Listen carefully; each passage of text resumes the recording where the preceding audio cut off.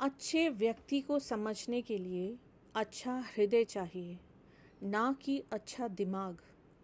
क्योंकि दिमाग हमेशा तर्क करेगा और हृदय हमेशा प्रेम भाव दिखेगा। जीवन एक किताब की तरह है।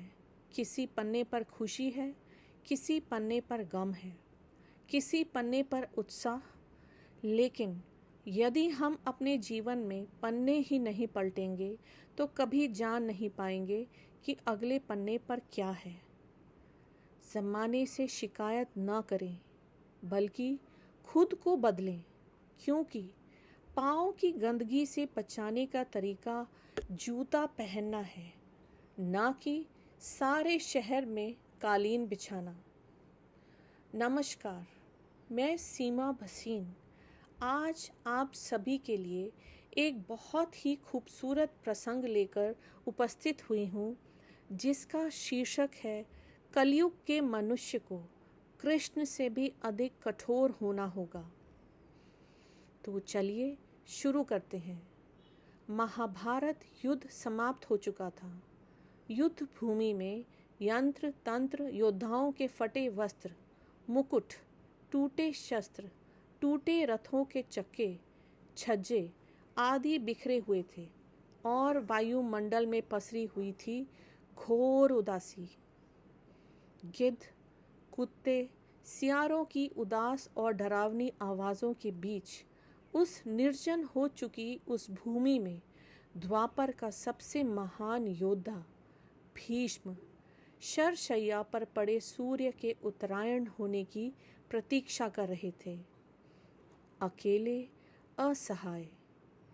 तभी उनके कानों में एक परिचित ध्वनि शहद घोलती हुई पहुंची। प्रणाम पितामह। भीष्म के सूख चुके अधरों पर एक मरी हुई मुस्कुराहट तैर उठी। बोले, आओ देवकी नंदन, स्वागत है तुम्हारा केशव। मैं बहुत देर से तुम्हारा ही स्मरण कर रहा था। कृष्ण बोले, क्या कहूँ पितामह, अब तो ये भी नहीं पूछ सकता कि कैसे हैं आप। भीष्म चुप रहे। कुछ क्षण बाद बोले, पुत्र युधिष्ठिर का राज्याभिषेक करा चुके केशव। उनका ध्यान रखना। परिवार के बुजुर्गों से रिक्त हो चुके राजप्रसाद में उन्हें अब सबसे अधिक तुम्हारी ही आवश्यकता है। कृष्ण चुप रहे। भीष्म ने पुनः कहा, कुछ पूछूं केशव? बड़े अच्छे समय से आए हो। संभवतः धरा छोड़ने के पूर्व मेरे अनेक भ्रम समाप्त हो जाएं। कृष्ण बोले, कहिए ना पितामह।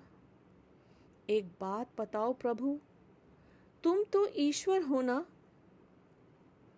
कृष्ण ने बीच में ही टोका, नहीं पितामह, मैं ईश्वर नहीं, मैं तो आपका पौत्र हूँ, ईश्वर नहीं। भीष्म उस घोर पीड़ा में भी ठठा से हंस पड़े। बोले, अपने जीवन का स्वयं कभी आकलन नहीं कर पाया कृष्ण, सो नहीं जानता कि अच्छा रहा या बुरा। पर अब तो इस धरा से जा रहा हूँ कन्हैया, अब तो ठगना छोड़ दे रे। कृष्ण जाने क्यों भीष्म के पास सरक आए और उनका हाथ पकड़कर बोले, कहिए पितामह। भीष्म बोले, एक बात बताओ कन्हैया, इस युद्ध में जो हुआ वो ठीक था क्या? किसकी ओर से पितामह? पांडवों की ओर से? कौरवों के कृत्यों पर चर्चा का तो अब कोई अर्थ ही नहीं कन्हैया, पर क्या पांडवों की ओर से जो हुआ वो सही था? आचार्य द्रोण का वध, दुर्योधन की जंघा के नीचे प्रहार, दुशासन की छाती का चीरा जाना, जयद्रथ के साथ हुआ छल, निहत्थे कर्ण का वध, सब ठीक था क्या? यह सब उचित था क्या? इसका उत्तर मैं कैसे दे सकता हूँ पितामह? इसका उत्तर तो उन्हें देना चाहिए जिन्होंने यह किया। उत्तर दे दुर्योधन का वध करने वाले भीम, उत्तर दे कर्ण और जयद्रथ का वध करने वाले अर्जुन।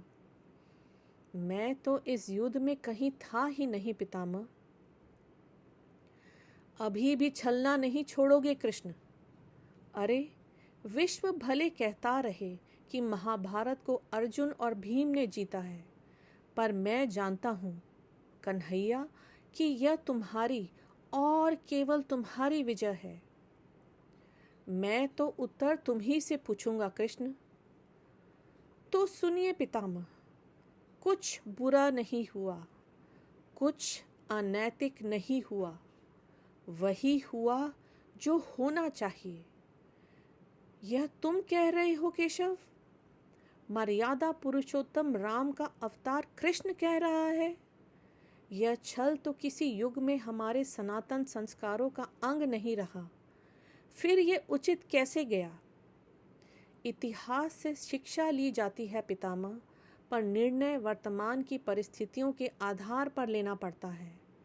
हर युग अपने तर्कों और अपनी आवश्यकता के आधार पर अपना नायक चुनता है। राम त्रेता युग के नायक थे, मेरे भाग में द्वापर आया था। हम दोनों का निर्णय एक सा नहीं हो सकता पितामह।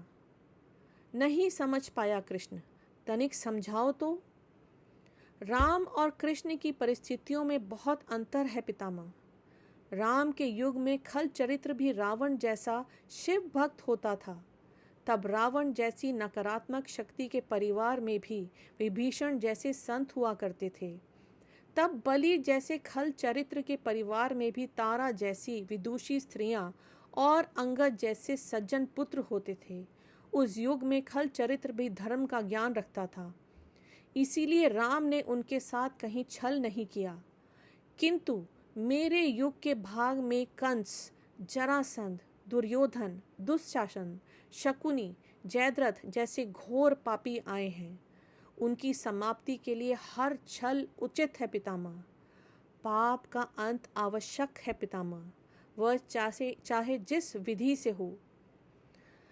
तो क्या तुम्हारे इन निर्णयों से गलत परंपराएं नहीं प्रारंभ होंगी केशव? क्या भविष्य तुम्हारे इन छलों का अनुसरण नहीं करेगा? और यदि करेगा तो क्या यह उचित होगा? भविष्य तो इससे भी अधिक नकारात्मक आ रहा है पितामह। आने वाले कलयुग में तो इतने भी काम नहीं चलेगा। वहाँ मनुष्य को कृष्ण से भी अधिक कठोर होना होगा, नहीं तो धर्म समाप्त हो जाएगा। जब क्रूर और अनैतिक शक्तियाँ सत्य एवं धर्म का समूल नाश करने के लिए आक्रमण कर रही हों, तो नैतिकता अर्थहीन हो जाती है पितामह। तब महत्वपूर्ण होती है विजय, केवल विजय। भविष्य को यह सीखना ही होगा पितामह। क्या धर्म का भी नाश हो सकता है केशव? और यदि धर्म का नाश होना ही है तो क्या मनुष्य इसे रोक सकता है? सब कुछ ईश्वर के भरोसे छोड़कर बैठना मूर्खता होती है पितामह। ईश्वर स्वयं कुछ नहीं करता, केवल मार्गदर्शन करता है। सब मनुष्य को ही स्वयं करना पड़ता है। आप मुझे भी ईश्वर कहते हैं ना, तो बताइए ना पितामह, मैंने स्वयं इस युद्ध में कुछ किया क्या? सब पांडवों को ही करना पड़ा ना। यही प्रकृति का संविधान है। युद्ध के प्रथम दिन यही तो कहा था मैंने अर्जुन से, यही परम सत्य है। भीष्म अब संतुष्ट लग रहे थे। उनकी आंखें धीरे धीरे बंद होने लगी थी। उन्होंने कहा, चलो कृष्ण, यह इस धरा पर अंतिम रात्रि है। कल संभवतः चले जाना हो। अपने इस अभागे भक्त पर कृपा करना कृष्ण। कृष्ण ने मन ही में कुछ कहा और भीष्म को प्रणाम कर लौट चले। पर युद्ध भूमि के उस डरावने अंधकार में भविष्य को जीवन का सबसे बड़ा सूत्र मिल चुका था। जब अनैतिक और क्रूर शक्तियां सत्य और धर्म का विनाश करने के लिए आक्रमण कर रही हों, तो नैतिकता का पाठ आत्मघाती होता है। तो ये है हमारे आज का प्रसंग। आप सभी को कैसा लगा, मैं इसको अवश्य जानना चाहूँगी। अगर आपको मेरा ये सुनाया गया प्रसंग अच्छा लगा हो तो प्लीज़ इसे अपने दोस्तों और रिश्तेदारों के साथ ज़रूर शेयर करें और हमें सब्सक्राइब करना ना भूलें। जय श्री राधे कृष्ण। राधे राधे। जय हो।